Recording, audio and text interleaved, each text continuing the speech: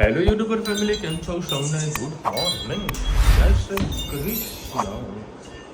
મસ્ત સવારમાં વાતાવરણ પલટો આવ્યો અને વરસાદ પડ્યો છે.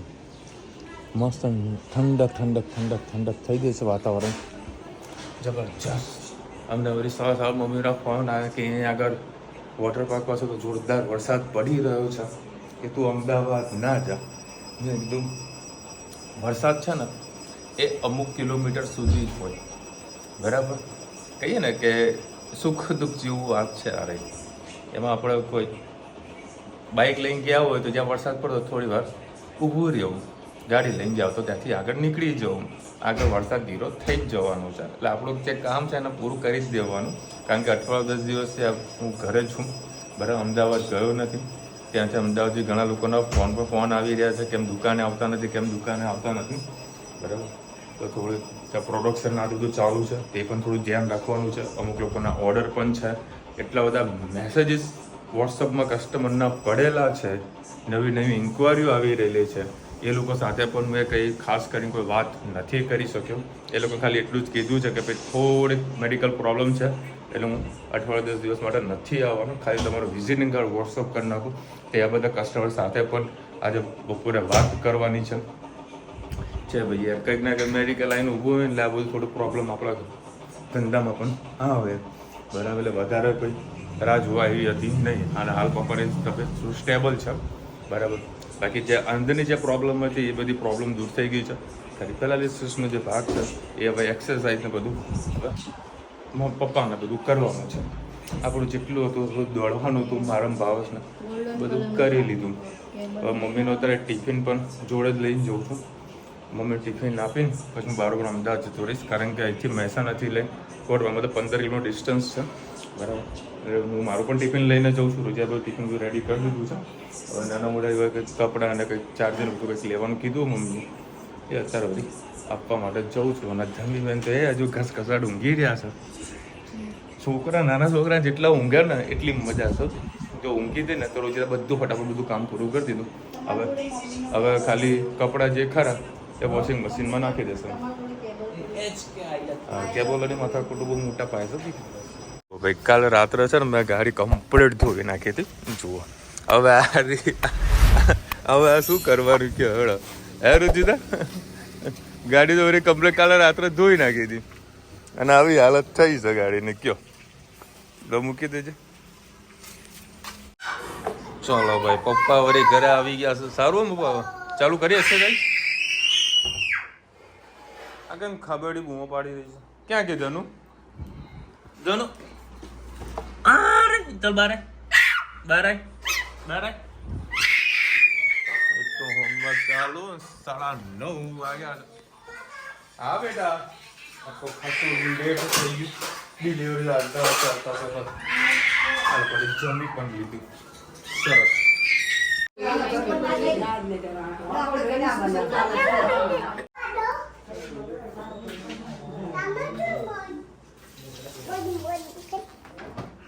બધી પંચાયત તારે હે, બધી પંચાયત તારે શું કરે શું નહીં કરતા. હા, તમે શું કરો? ગુલાબનું શરબત બનાવી રહ્યા છીએ, કારણ કે સોસાયટીમાં બધા આવેલા છે, પપ્પાની ખબર અંતર છે.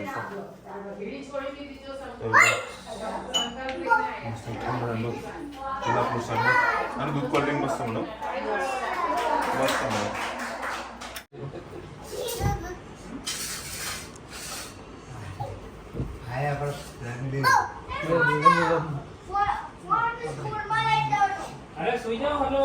ના બેસો, હાલ થોડી વાર બેસો. હા જોજા એવી મસ્તી કરે ને બધા આવ્યા ને તો ચબરચડ ખબુડી એક બાર સુધી અવાજ આવવાનો ખબીડીનો. જો ચાલ આવી જાય લડો બે તો બટાકા બને. તમે કાં જમી લીધું એવું છે? સરસ. ચલો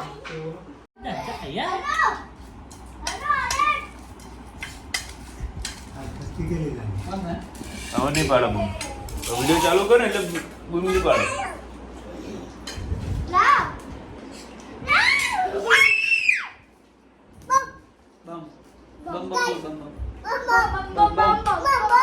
બમ બોલે બોલે તે ખાધું તનું એ તે ખાધું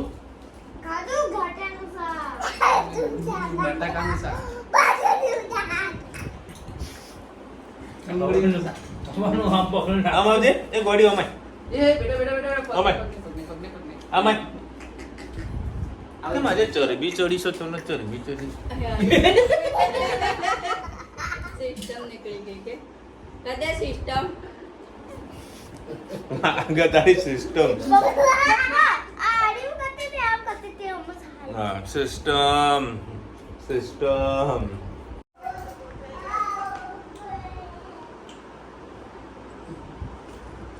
કેમની તમારી ચાલુ ને ચાલુ છે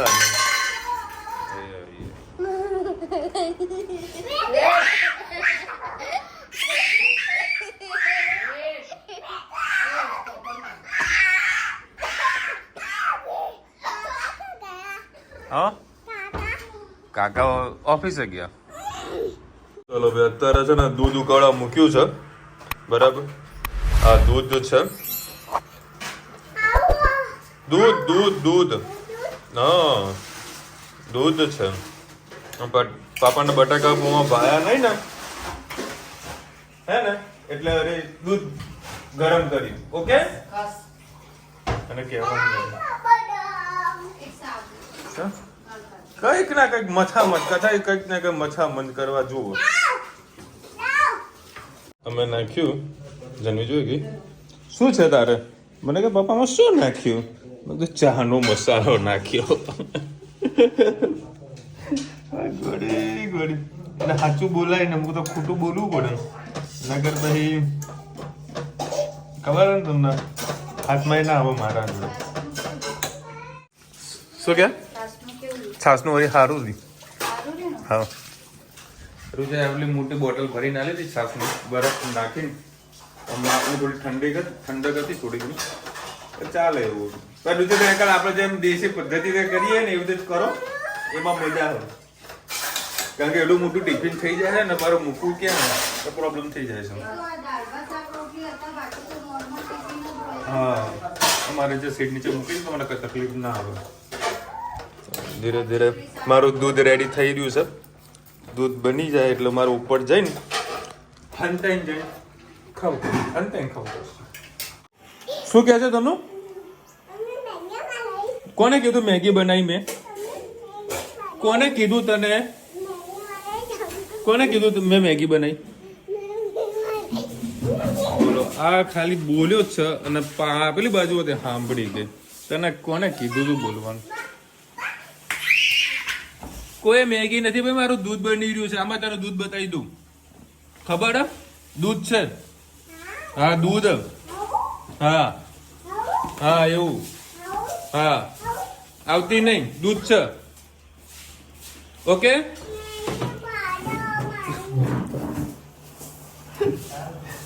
આખા ગોમતી એમાં જૂઠું બોલીએ કે મારા ધર્મી છે એમાં ખોટું ના બોલી ઊંઘી લે શું કરે તનું તું કહેતી તું ઊંઘતા નથી તે કેમ ઊંઘતા નથી ધનવીબેન અમારે એટલા ચોપલા હવે જે મેગી હતી ને બેટા અહીંથી લઈ લે તું ઉપર હોમવર્ક કરો બે સાઈડ જો લઈને આવી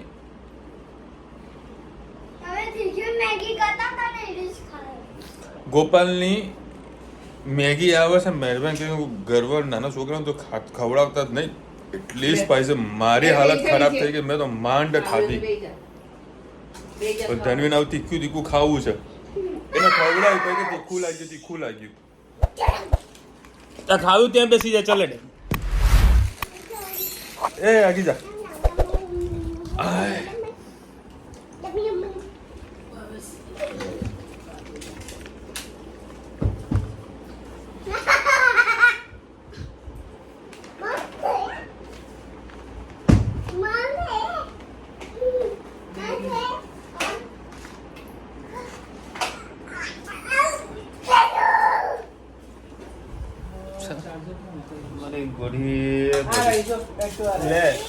ખાવામાં કરે હેઠ હવે લાલવા આયા કે ચલો ભાઈ આજે વળી પપ્પાના વળી થોડી રાહત થઈ છે ઘરમાં આવ્યા પછી હે પપ્પા અને આજે આ લોકો કે ભજીયા ખાવા ગયા હતા નાશ પડતો તો નહીં ભાઈ લાલવાર લેતો નહીં ભાઈ મેં તારો વાયર લીધો જ નથી ક્યાં ભજીયા ખાઈને આવ્યા તમે અમે મોઢેરા મંદિરે ગયા હતા પછી મોટપના હતા મોટપના ભજીયા ખાધા હે ખાધા પીતા રહ્યો હે ઓકે ચલો ભાઈ હવે એક્સરસાઇઝ બધી ચાલુ થઈ જવાની છે પપ્પાના કાલથી બરાબર કઈ દી પેલા રુચિને કહી દઉં તો ડૉક્ટર બોલાવી દેશે આવી જશે તો બરાબર એક જ વખત ને એક જ દિવસમાં એક જ વખત ને બાકી આપણે ઘરે મહેનત કરવાની બરાબર પપ્પા ડૉક્ટર 1 કલાક જો તમને કરાવશે તો સવાર સાંજ આપણે જાતે જ મહેનત કરવી પડે હા બેટા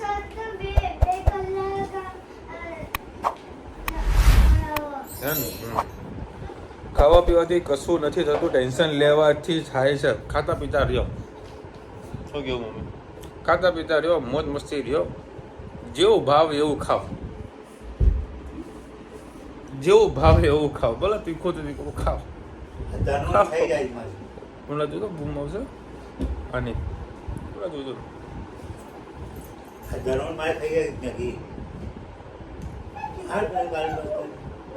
તમને ખવડાવવાનું જો આ દાદાના મેગી નહીં છી નથી ખવડાવ બેટા નહીં ખવડાવવાનું નહીં મૂકી દે લાવ તમે ખાઓ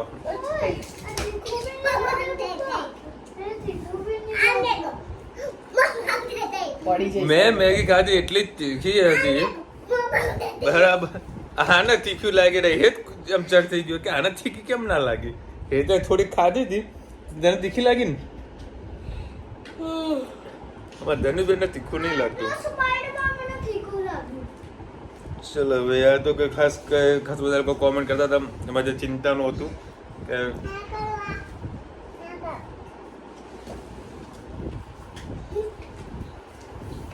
રાજી આના પછી તો હું 2 ચોકલેટો ખાઈ ગયો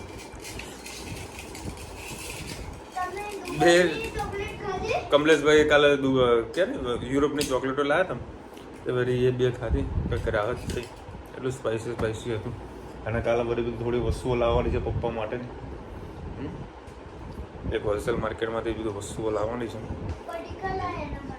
ફરીકારો ખાવા પીવા બીજું કોઈ હોતું જ નથી ચલો મળીશું નવા વિડીયો સાથે નવા મજ મસ્તીની સાથે ત્યાં સુધી અમને આપો રજા જય હિન્દ ભારત માતા કી જય અને વિડીયો ગમે તો ફટાફટ લાઈક કરો શેર કરો સબસ્ક્રાઇબ કરવાનું ભૂલતા નહીં રાધે રાધે રાધે રાધે